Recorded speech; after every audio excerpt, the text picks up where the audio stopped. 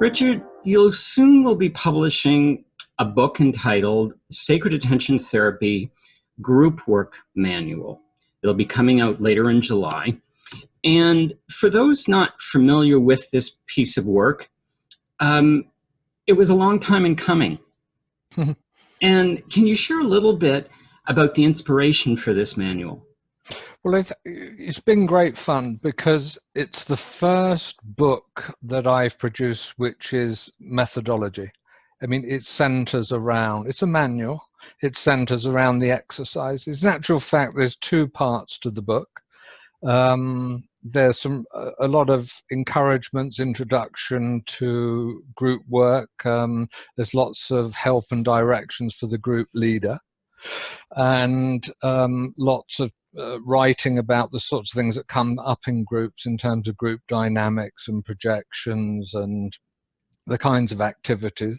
But the exercises are the large part of the manual, and they're grouped together in different sort of subjects and topics. And it's the first time I've written something which is vividly active and, as I say, methodological and practical.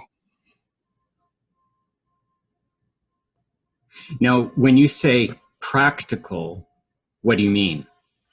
It's a manual. It's something to print out, to have it in front of you, perhaps in a ring binder, to turn it over. And because I'm straddling, on the one hand, therapists who lead groups, and on the other hand, lay people, interested people who would like to get together with friends and work psychospiritually together, perhaps a meditation group, perhaps a sharing group.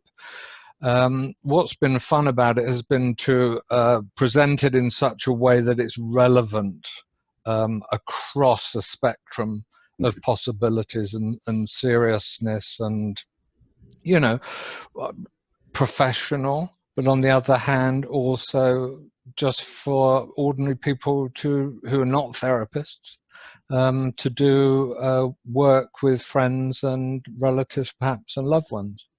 Now, you have a divine intuition about you, because I was going to ask you, who's the audience or audiences for this manual? Who's it intended for? I think the same as we speak about in the trainings in the Center for Human Awakening. Everything straddles and doesn't make a distinction between the therapist, the counselor, the practitioner who perhaps is professional or semi-professional, and the lay person who is interested in psycho-spirituality. It's an egalitarian business, I think, in the center. We're not distinguishing, we're not setting people up as experts. We're talking to human beings. Mm-hmm. Mm.